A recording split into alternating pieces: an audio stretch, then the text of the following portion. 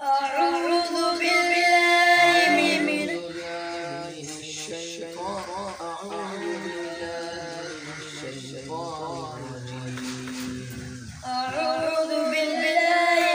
الشيطان الرجيم.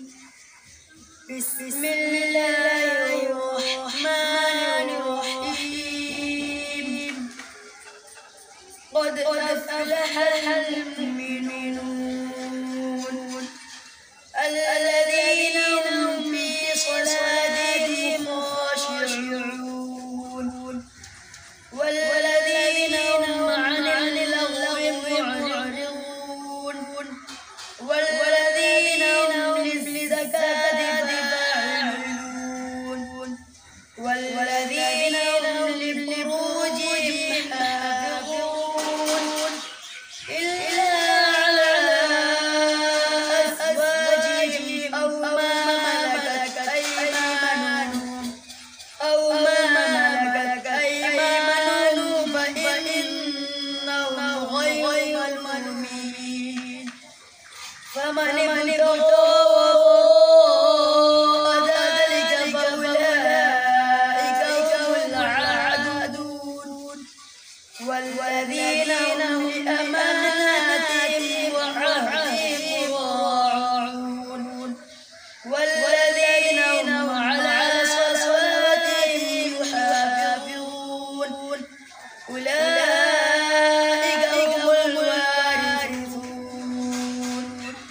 الذين يرثون الفردوس هم فيها خالدون.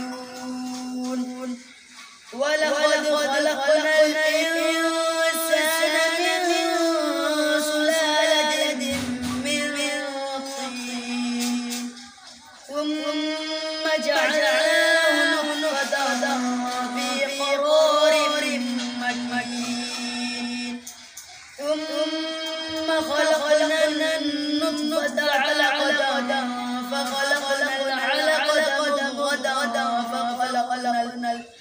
فخلقنا المضغة عظاما فكسونا العظام لحما ثم أنشأناه خلقا آخر فتبارك الله أحسن الخالقين.